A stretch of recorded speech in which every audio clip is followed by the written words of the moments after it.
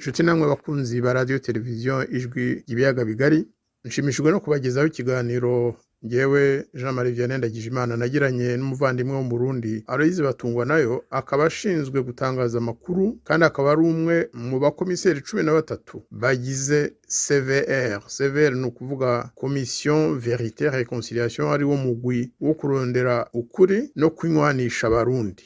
Uwo mugwi rero ejo watanze raporo, ni ukuvuga ko wagejeje imyanzuro imaze imyaka itegura ku bushakashatsi yakoze ku bwicanyi bwabaye mu Burundi mu 1972 na 1973.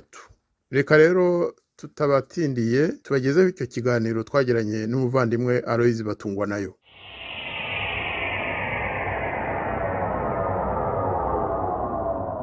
Umuvandimwe Batungwanayo Aloyize, nishimiye kukwakira muri studio za La Voix des Grands Lacs, ni ukuvuga ijwi ry'ibiyaga bigari, kugira ngo utuganirize ku byabaye bibaye mu Burundi, inkuru nziza yabaye mu Burundi yakwiriye amahanga yuko CVR, Commission Vérité et Réconciliation, yatangaje ko ubwicanyi bwakorewe abahutu muri 1972 ko bwemejwe ko ari genocide. Turagira ngo muri make mutubwire amateka ya CVR, yatangiye ryari, yashyizweho kubera izihe mpamvu, yashyizweho nande, ni bande bayigize, inshingano yahawe ni izihe. Ushobora kubivuga mu Kinyarwanda cyangwa mu Kirundi, abakunzi ba radio televiziyo La Voix des Grands Lacs bumva byombi. Rwose udusobanurire, utangire urangirize igihe ushakiye. Urakoze cyane. Urakoze Ambassadeur Ndagijimana. Umugwi wo kurondera ukuri no kunywanisha abarundi ufise inkomoko yawo mu masezerano y'amahoro no kunywanisha abarundi yatewe igikumu mu mwaka wa 2000 itariki 28 z'ukwezi k'umunani, hari yarusha muri Tanzania. Mwibuke ko yarusha muri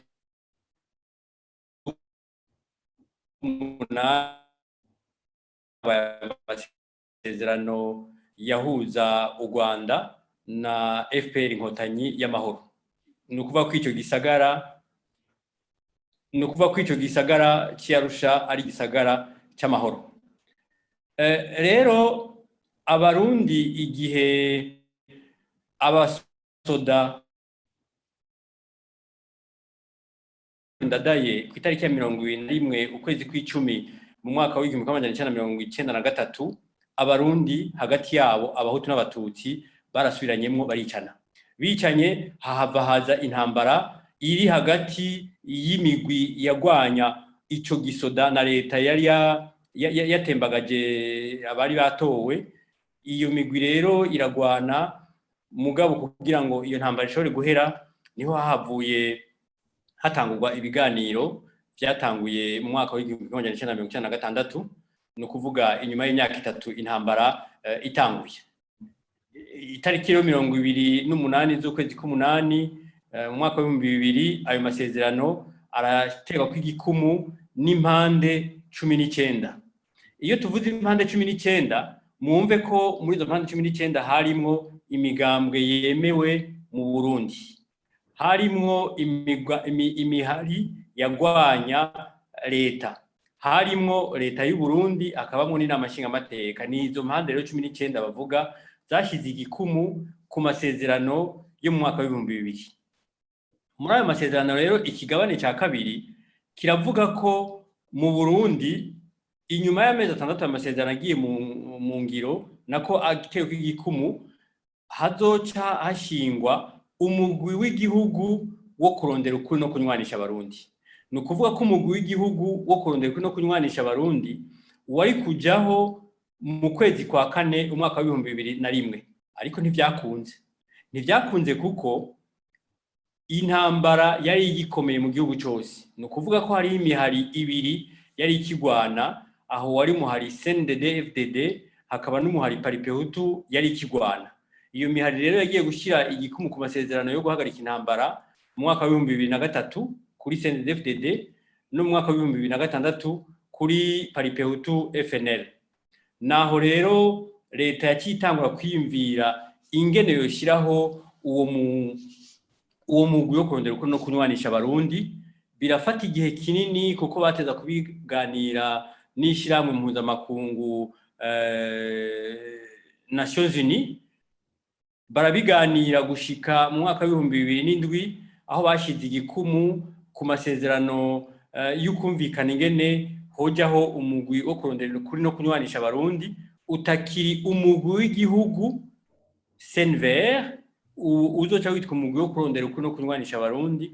Hanyuma mu nyuma y'ivyo hakazojaho na sentare idasanzwe yocira imanza bagizwe ivyaha. Nuko rero mu mwaka wa 2007 birabandanya aho mu 2010 abarundi babagijwe ingene uwo mugwi wojaho. Harasohoka icegeranyo, ico cegeranyo kirigwa na leta. Mu nyuma rero mu 2014 baca barashiraho itegeko rigenga umugwi wo kurondera ukuri no kunywanisha abarundi. Iryo tegeko rigiyeho baciye bahamagaza abashaka kuja muri uwo mugwi, baragenda baratanga amadosiye yabo, hanyuma inama nshinga amateka na nkenguza amateka ziraheza zitoramwo abantu 11 bari bagize umugwi wa mbere watangiye gukora mu kwezi kwa 12 mu 2014. Urakora wari ufite ikiringo cy'imyaka 4 ugeza mu 2018 mu kwezi kwa 11. Mu kwezi kwa 11 uratanga raporo, hanyuma baca basubizaho kubera woroheje ikiringo abari bawugize, baca bashiramwo abandi. Bashizemwo abandi nabone bagiyeho muri rwa rutonde nyene, barahamagara umwe wese ku giti ciwe akagenda agatanga dosiye yiwe akerekana ivyo ashoboye, agakora ikibazo ca mbere, hama akagenda akavuga akiyamamaza imbere y'abashinga amateka n'abakenguza amateka bakabatora. Nuko rero twaciye tujaho twebwe ekipe novuga ndimo umugwi no munsi kuva mu kwezi kwa 11 mu mwaka wa 2018 tukaba turi abakomiseri 13. Abakomiseri 13 harimwo abahutu 7, harimwo abatutsi 5 n'umutwakazi 1. Abo bantu bakaba bava mu ntara 10 ku ntara 18 zigize Uburundi. Bakaba bataje baserukira imigambwe, bakaba bataje baserukira ubwoko, bakaba bataje baserukira amadini, baje ku giti cyabo, nta numwe yabarungitse, mugabo bafise ubutumwa barangura. Ubwo butumwa nabwo bukaba buri mu itegeko ritugenga, nukuvuga ridusaba gukora kuva ku kiringo c'itariki 26 z'ukwezi kwa kabiri mu mwaka w'1885, nukuvuga igihe abadagi batuma ku inama rukokoma yo kugabangana Afrika, kugeza itariki 4 z'ukwezi kwa12 mu mwaka wa 2008. Iyo tariki nayo ikabisigura ko ari uwo munsi umuhari wa nyuma wagwanya leta y'u Burundi wahinduka ukaba umugambwe. Nukuvuga ko ico kiringo cyose ari cyo dutegereza gukorerako kugira ngo dusubize agateka abakambuwe, twongere tumenye ukuri ku mahano yagiye araba hano mu Burundi yose. Akoze cyane. Ndibutsa koko uri komiseri ushinzwe itangaza na communication mu byitiki mu Burundi, kumenyesha amakuru. Uri komiseri ushinzwe kumenyesha amakuru muri wa mugwi nyine wo kurondera ukuri no kunywanisha abarundi, ariyo CVR. Ufite akazi katoroshye kuko hari ibibazo byinshi umuntu yakwibaza tese uko kuri mwakugezeho, mwarakurondeye, mwarakubonye, mwarakuronse cyangwa ntimurakugeraho. Je novuga nti ukuri ku mahano ku bwicanyi bwabaye mu mwaka w'1972 1973, novuga nti twoba tugeze nko ku 90 canke 85 yuko kuri. kandi turazi neza ko tutazopfa tukuronse kose, twoba tubeshe, kuko hariho abantu bamaze gushengera bajyanye ukuri kwabo. Uwatwara igihugu ico gihe yarashengeye, kandi ivyo yarazi nta numwe azopfa abimenye kuko yarabijyanye. Uwamusubiriye nawe yari ndetse n'icegera c'uwarongoye sentare yakiriye urubanza abahutu bamaze kwicwa, nawe yaramaze gushengera. Ni ukuvuga ko n'abandi bamaze gushengera benshi bari barimwo, uko kuri kwabo ntituzopfa tukutoye. Rero twebwe aho tugeza ukuri gushoboka turamaze kukuronka, mugabo tuzobandanya n'ubundi tukurondera, kuko ukuri murazi ko n'ukuri ko ku bayahudi bagandaguwe kukiko kubandanya guseruka, baguma bakurondera. Mugabo uno musi ukuri gushobora kutunywanisha twebwe abarundi ku mahano yabaye 72, 73 kwamaze kuboneka, kwaraye gushize ku mugaragaro, ejo haraye haheze. Nyine wabwira abakurikira La Voix des Grands Lacs, ejo habaye iki muri kongere? No kuvuga ni imbere y'abayobozi bashinzwe amategeko mu Burundi. Ejo habaye iki kidasanzwe?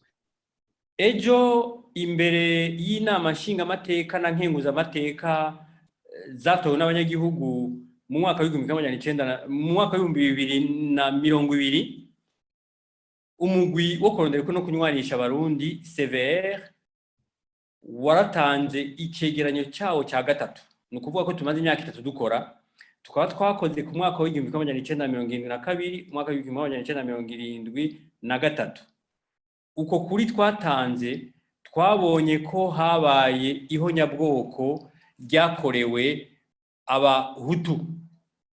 Ivyo rero twarabishize ahabona, turerekana ingene igihonyabwoko ryateguwe, turerekana ingene ryashizwe mu ngiro, turerekana n'inkurikizi ry'igihonyabwoko. Ariko rero ntitwagereye ngaho, twarerekanye n'ibindi vyaha vyakorewe abahutu, ivyaha ndengakamere twita crime contre l'humanité. Turerekana ivyaha vyakorewe abatutsi bahereye ku nkengera z'ikiyaga Tanganyika, ndengakamere nyene, n'ibindi vyaha ndengakamere vyakorewe abatwa, kuko nabo bagandaguwe kubera bazi gusoma no kwandika, kandi kubera bagirizwa ngo bacuza amacumu yo kwica abatutsi. Ivyo twaravyerekanye. Ni ukuvuga ko haraye habonetse ibintu bihindura amateka y'u Burundi, haraye habonetse ukuri kwari kwabujije abarundi isinzi gushobora kunywana.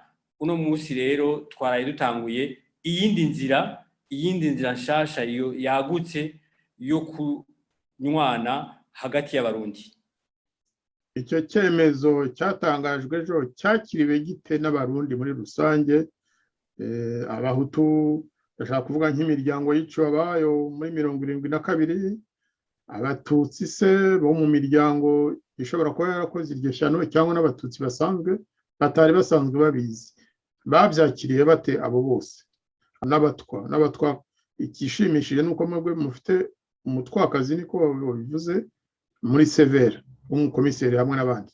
Yego, sinovuga ibintu kuko je nsanzwe ndumucukuzi, nsanzwe ndondera. Sinovuga ivyo ngoma mvuge, novuga nti nivyo nabonye, nta bucukuzi ndacukura mvuge nti abangana gutya kwijana baranezerewe, abangana gutya kwijana ntibanezerewe. Ariko ejo mu Burundi ndavye ubutumwa naronse jewe ku mbuga ngurukana bumenyi nsanzwe nkoresha, bwabaye bwinshi gushika naho telefone, imashine yuzura.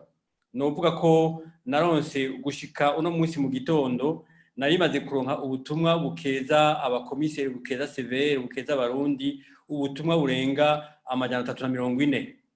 Ni ukuvuga ko ubwo butumwa bwerekana ko abantu bari banezerewe, na cyane cyane bakatubwira ko tubaruhuye igisebe bari bamaze imyaka 49 hafi 50 bagendana ku mutima, tubakuye kw'iceyi, tubashubije agateka. Aho rero n'imiryango y'ababuze byari byaranse kwigandara, byari byaranse kwiganduka. Uno munsi bavuga bati barerekanye ko aritwe twagandaguwe, barerekanye ko atari twe turabamenja.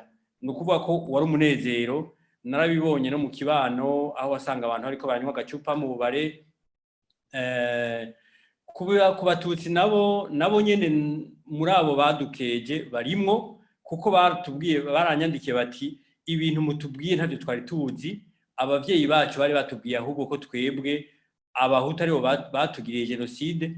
Kanatsinda ambasaderi ndakubwira ikintu bamwe bambariye bati twebwe gushika mu mwaka w'1990 itariki 29 abo n'abatutsi, itariki 29 igeze twaca tuja kurara mu myonga kubera tuzi ko abahutu baza kutumara. Murumva ko haraye hagiye habona ukuri ko abahutu batigeze bagira umugambi wo kumara abatutsi, ndetse n'abatutsi batigeze bagira umugambi wo kumara abahutu, ariko hari intwaro ya Micombero yagize umugambi wo guhonya abahutu n'abandi banka uwo mugambi wo guhonya abo bahutu. Urumva ko nukuri gukomeye, ukuri kugiye kunywanisha abarundi, kuko uno munsi abahutu bari Burundi batagiye kubonana nk'abicanyi, batagiye kubonana nk'abiciwe, ahubwo bagiye kuvuga bati abatubanjirije bakoze nabi ari ba Micombero, reka twe turondera inzira nziza. Ikindi cyiza cyane nuko nyine muvuga muti ni ingoma n'ubutegetsi bwa Micombero ntabwo ari abatutsi bose. Icyo ni ikintu gikomeye cyane, kuko ibyemezo mwafashe mwagejeje imbere ya Kongere ntabwo ari icyo guhora, si uguhorera abahutu mugereka uwo muzigo ku batutsi b'abarundi nkamwe. Ni ukuvuga ko mwese hamwe mwishyize hamwe mukavuga muti ibyabaye kera turabyamaganye, byari bibi, twe nk'abarundi reka tubyite genocide, ariko ntitubigereke ku batarakoze iyo genocide, byambikwe abayikoze.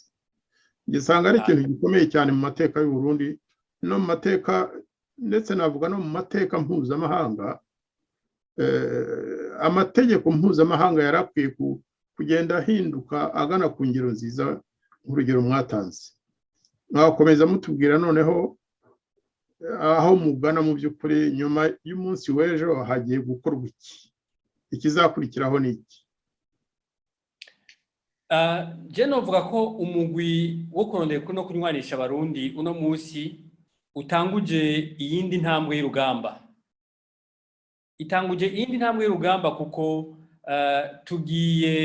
twasavye ndetse leta ko ihoza abacitse ku icumu, imiryango y'abacitse ku icumu, ibasubiza agateka.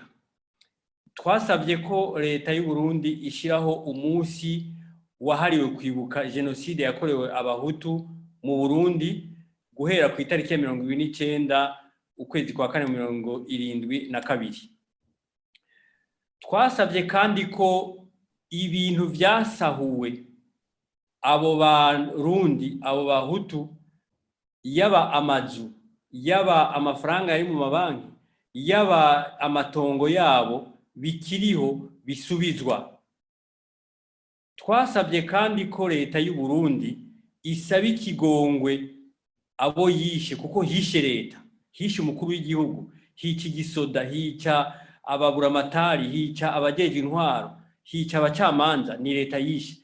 Twasabye ko isaba imbabazi abo yagandaguye, imiryango yabo yagandaguye, hanyuma ndetse igashiraho n'ikigega cyo kubashumbusha abatagishobora kuronka ivyabo. Twasabye kandi ko leta y'u Burundi itanguza umugambi ukomeye mu gihugu cyose wuko abo bagirizwa ko bakoze amahano bakiriho basaba imbabazi abo bayakoreye, hama itegura abo bakorewe amahano nabo kwitegura gutanga ikigongwe kugira ngo baruhuke mu mitima. Ni umugambi ukomeye. Twasabye kandi ko leta ishiraho itegeko ryemeza neza na neza ko habaye genocide mu Burundi. Twongera tuyisaba kwishiraho itegeko ryo kwibuka. Itegeko ryo kwibuka no kuvuga ko ni itegeko rizoba rishobora guhana uwo muntu wese ashaka kuvuga ko 72 ata genocide yabaye. Uwo muntu wese ashaka kuvuga ko 72 habaye ubwicanyi busanzwe. ni iryo tegeko twasabye ko leta ica ishiraho mu maguru masha. Twasabye kandi ko leta itangura urugamba mpuzamakungu rwo kujya gusigurira amakungu, rwo kujya gusigurira ishirahamwe mpuzamakungu naryo riheze rigire gwayo igihonyabwoko, ishirahamwe mpuzamakungu ryemeze ko habaye ihonyabwoko mu Burundi ryakorewe abahutu mu mwaka w'1972. Ngivyo bikuru bikuru twashoboye gusaba kandi tugiye kubandanya. Severe kandi igiye kubandanya ikora iki? Igiye kugira urutonde rw'abo bantu bose bagandaguwe, irushire ahabona, hanyuma duheze tububakire ikibutso kugira ngo tuze turibuka abarundi bagandaguwe bazira kuko ari abahutu. Mu byo mwasabye byose hari icyo ntumvisemo, sinumvise ubutabera, kuko muravuga muti leta izakora ibi, twayisabye ibi. Noneho rero abana, abuzukuru, abapfakazi, navuga imfubyi mbese muri rusange zabishwe muri 72. Ngiye hari abo nzi tungana cyangwa nduta bari mu butegetsi cyangwa se bataburimo, biciwe ababyeyi bari mu mahanga cyangwa mu Burundi. Abo se Severi irabasaba kutazarega ngo ababiciye ababo bakurikiranwe? Ese bareze byagenda bita amategeko abiteganya ate? Umugwi Severe mu nshingano zawo si umugwi w'ubucamanza, si umugwi ujeje gukubita intahe mu gahanga abantu ngo ubahane, oya haba namba. Ariko tumaze kwemeza dukurikije amategeko y'u Burundi na mpuzamakungu ko habayeho nyabwoko n'ibindi vyaha bidasaza nk'uko abantu basanze babivuga, ni ukuvuga ko uno munsi, guhera uno munsi, abarundi bose uzoshaka wese ashobora gukurikirana mu butungane abagize ico cyaha. Severe ntiyababujije kuko ni ivyaha n'umukuru w'igihugu mu mategeko y'u Burundi atababarira. Ubu rero uzoba yifuza wese arashobora kugenda akitwara ati jewe hemejwe jenoside yakorewe abahutu, genda umuhutu, narabuze data, ndabura mama, ndabura abo tuvukana cyangwa ndabura banaka, jewe nje kwitwara mu ntunganirize. Muri ico gihe urubanza ruzoneka, bazobatumako kuko ntibibujijwe na gatoya. Kanatsinda no mu itegeko twasavye, twavuze ko abatazokwemera kuza gusaba imbabazi ngo bazironke, leta yonyene izobashengeza. Birumvikanye ahubwo bishaka kuvuga ko n'abatari mu Burundi ariko bagize uruhara muri iyo jenoside, tujye nk'abari mu Bufaransa, mu Bubiligi n'ahandi, abarundi biciwe ababo bashobora kujya kurega muri ibyo bihugu. Numva byaborohera kubera ko hazaba hagiyeho itegeko ry'u Burundi rihamya ko habaye jenoside. Abo twita les victimes rero bafite ubushobozi, bizaborohera kuba bakurikirana abo bagome bahungiye mu mahanga. Nuko nabyumvise kandi birashoboka kuko itegeko twasabye kandi risanzwe ririho uno munsi, nta kigongo cy'ikivunga leta yimirije gutanga kandi ntavyo izotanga. Ni ukuvuga ikigongo kizotangwa n'umuntu ku giti ciwe, si leta izotanga ikigongo cy'ikivunga kimwe bita amnistie generale, oya nta kiriho. Ikindi cyumvikanye neza mu bisubizo baduhaye no mu bisobanuro watanze nuko ntabwo ari Loni cyangwa ibihugu by'amahanga bigomba kutuvugira akababaro kacu. Abarundi biciwe imiryango yabo babifashijwemo, ndavuga muri Severi, abo barundi ijwi ryabo ryarumvikanye mu mashyirahamwe anyuranye y'abagandaguriwe ababo. Ni ikintu gikomeye, ni ukuvuga ko nibo bafashe ijambo. Severi ya mu mwanya wabo irabavugira, ibigeza kuri parlement, ibigeza kuri Sena, barabumva ati hazajyeho itegeko. Hari abasanzwe bavuga rero ngo tugomba gutegereza koloni ari ibyemeza ko abanyamahanga aribo bemeza ko habaye jenoside, kandi nyamara mu mategeko mpuzamahanga ntaho byanditse kandi nta nubwo babyandika. Ubabaye niwe ubanda urugi. Icyo nacyo ni ikintu cyiza, twishimiye ko utanze ibisobanuro bihagije rwose mu mwanya wabo dusanzwe duhuje gukurikirana ibyo mu Burundi, cyane cyane abakurikirana la voix des grands lacs. Ndagushimiye cyane, ndagushimiye kuko utanze ibisobanuro bituma tubyumvise neza noneho, kandi tukabona no kubashimira by'umwihariko imirimo, akazi mwakoze kugira ngo murondere kandi muronke ukuri mukugeze ku Barundi. Ni ikintu gikomeye cyane. Ubwiyunge nta handi bwaturuka uretse ku kuri. Ukuri ni kutavugwa, nta bwiyunge buzaba. Murakoze cyane rero, ndagira ngo mbere yuko turangiza iki kiganiro cyacu nguhe ijambo ugire icyo ubwira Abarundi cyangwa Abanyarwanda cyangwa mu karere k'ibiyaga bigari n'inshuti z'u Burundi nkatwe twese. Niba hari ijambo wabagezaho twabyishimira.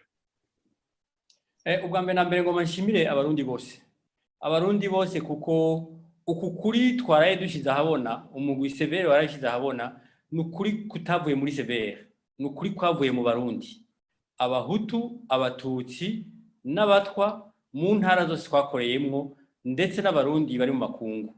Nukuvuga ko rero twebwe twabaye abari bushire hamwe kwa kuri kose, turagutosora amatugushyira habona, sukuri kwa Severe, n'ukuri kw'Abarundi. Ivyo haba Abarundi canke abanyamahanga bavyumve ko sukuri kwa Severe, twagukuye mu bakubonye, kanatsinda muri twebwe hariho bamwe muri twebwe ico gihe ivyo biba, iyo jenoside iba, bari bakiri bato cyane batari gushaka kubimenya. Nukuvuga rero ko nibo ba mbere nshimira, hanyuma n'abakomiseri twakoranye n'abakozi twakoranye. Ariko kandi nagomba ngire ko mvunira akagohe bene wacu dusangiye imbibe, bo mu bihugu dusangiye imbibe, Abanyarwanda, Abakongomani bafise ibibazo bisa n'ivyo ngaha mu Burundi, no kuvuga ibibazo vy'amoko, ibibazo vy'ubwicanyi hagati y'amoko. Nabo bazoze mu Burundi batembere, barabe ingene umugwi wo kurondera ukuri no kunywanisha Abarundi wakoze, kumbure bigira icyo bibafashije. Ntituriko turabigisha mugabo kumbure vyogira icyo bibafashije, kuko twebwe ukuri twaronse n'ukuri twarondereye hamwe amoko yajyanye, kuko n'Abahutu n'Abatutsi ndetse n'umutwakazi turi kumwe twagiye hamwe tukarondera ukuri, tukakumvikana, hanyuma tukatugutangariza Abarundi. Ese muri Kongo, ese mu Rwanda, ivyo navyo twakoze twabonye ko ari vyiza, kuko twabonye ngaha mu Burundi no musi haratuje. Nukuvuga ko si kwa kuri gutuma abantu bahunga nkuko twagiye turabibona mu minsi heze mu bihugu duhana imbibe, ariko barondera ukuri abantu bahunga. Twebwe tutangwa gukora nta muntu yahunze ngo ahunze ukuri. Nukuvuga ko ari ibintu vyo kunywanisha Abarundi, vyobera akarorero abandi. Nkaba ndagushimiye Ambasaderi Ndagijimana. Nenye gushimiye kandi ndagira ngo by'umwihariko mbwira Abarundi bene wacu ko hashize imyaka itari mike, kuva muri 72 niyo nkuru ya mbere nziza, wenda naba nkabije, ariko nyuma y'itorwa rya Melchior Ndadaye narishimye cyane, nza kubabara bamaze kumugandagura. Kuva icyo gihe niyo nkuru nziza ya mbere numvise, tumye mvuga nti hari abantu b'abagabo n'abagore bafashe ibyo bashinzwe, inshingano bahawe bayikora mu bwitonzi bwinshi, bakora kigabo, none bagaragaje ibyo bagezeho. Umwanzuro wabo ubaye iwacu twese. Ndagira ngo bose nshima Abarundi n'abayobozi b'u Burundi, namwe nka Severi, kubera ko ibyo mwakoze biriya bizandikwa mu mateka y'igihugu cyanyu n'amateka y'abantu muri rusange. Bakoze kandi tuzongera tubiganireho buriya mu minsi iri imbere. Tuzabasaba nanone igihe twongere tuganire nitumara kumva ibyavuye muri kiriya cyemezo cy'ejo. murakoze cyane bwana batungwa nayo. murakoze namwe, umunsi wose muzoba mundondera kuganira namwe bizoba byiza. Murakoze.